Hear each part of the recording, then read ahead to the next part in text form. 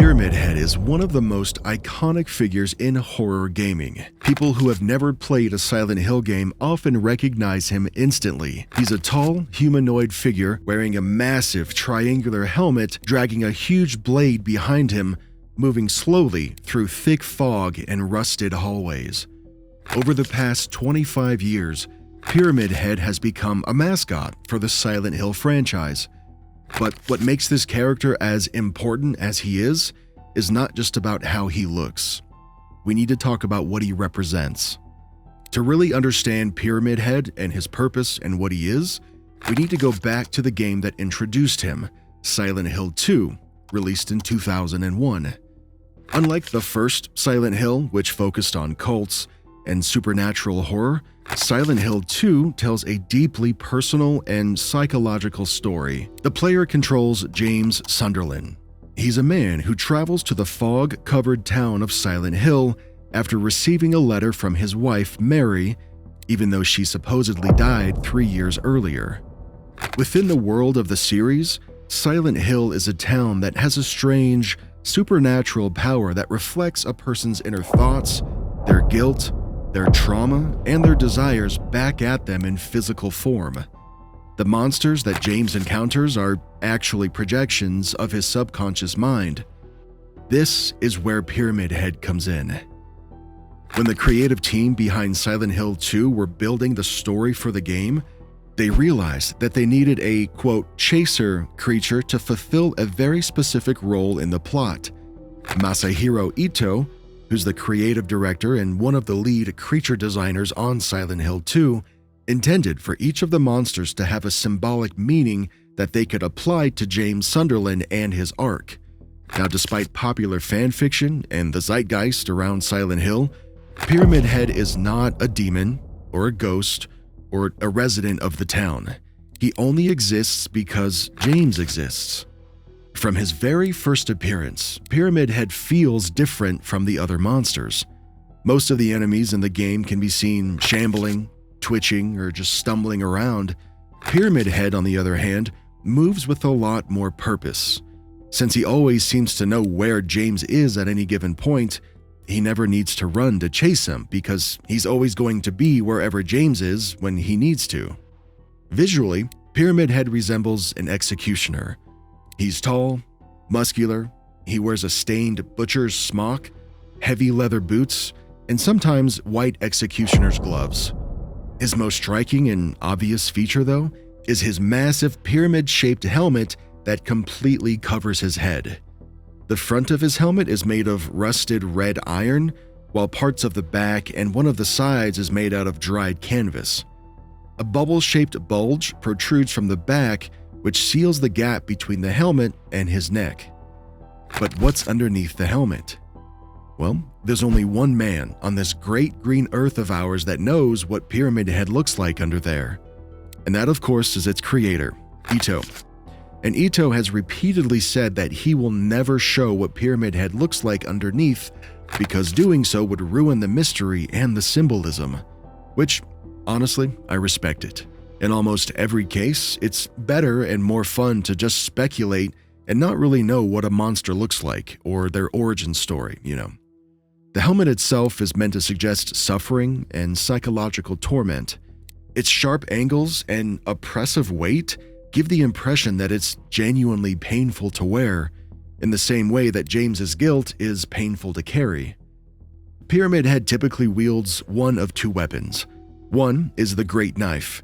It's this enormous blade that's so heavy he drags it along behind him. Imagine half of a scissor and then just make it as big as your mom.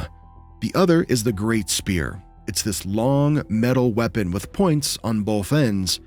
I've mentioned punishment and guilt a few times throughout this analysis, and in order for me to speak more on that, I'm gonna have to spoil some things. I know the game's been out for 25 years now, but there's a new movie on the foggy horizon that most certainly features Pyramid Head, or Red Pyramid, as he's named in the movie.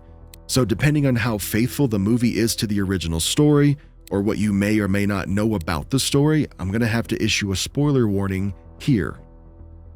Let's talk about James's backstory.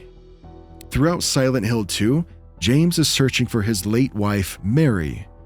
3 years after Mary dies, James receives a letter from her asking him to come find her in Silent Hill. And by the end of the game, it's revealed that Mary didn't simply die from her illness. James, who was overwhelmed by the grief of watching his wife wither away in her final days, his resentment from the nurses who would come and go without being able to help her, and the exhaustion of being Mary's 24/7 caregiver while coping with all of these feelings, James smothers her with a pillow while she was bedridden. James killed the person he loved most, and then he buried that truth so deep within him that he was actually able to convince himself that she died naturally. But Silent Hill doesn't let people escape their guilt like that. Pyramid Head is the physical embodiment of that guilt. He represents James's subconscious desire to be punished. James believes that what he did is unforgivable, and so his mind creates a figure who can serve as his own judge and jury and executioner. Pyramid Head is, in a sense, James's personal executioner.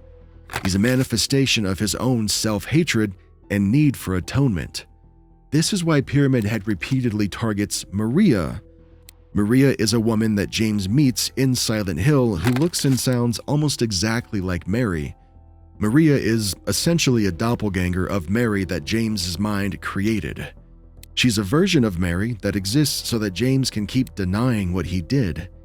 When Pyramid Head kills Maria over and over again in the game, it's James's guilt violently destroying his fantasy. There are also moments where Pyramid Head is seen attacking or abusing other creatures, and these disturbing scenes reflect James's repressed anger and frustration, and even his sexual guilt related to Mary's long illness and the emotional strain that it placed on their relationship. One extra subtle detail that reinforces the connection between Pyramid Head and James is when Pyramid Head swings his weapon, he makes this grunt sound. It's the same grunt that James makes when he's injured. They are, on many levels, the same being. By the end of Silent Hill 2, once James finally confronts the truth of what he did, Pyramid Head is no longer needed. In one of the game's most powerful scenes, 2 Pyramid Heads are on screen, supposedly 1 Pyramid Head for each person that James has killed, and they both impale themselves on their own spears after James is finally able to accept his actions. Pyramid Head was never meant to survive beyond the story of Silent Hill 2, but because of his striking design and his terrifying presence, he became wildly popular. He appeared in at least 18 other franchise entries including games, movies, comics, and merchandise, even though his original meaning was tied very specifically to James Sunderland in Silent Hill 2. And believe it or not, that popularity would eventually become a huge and controversial problem. And if you want to learn why the creator now hates his own creation, click on this video here.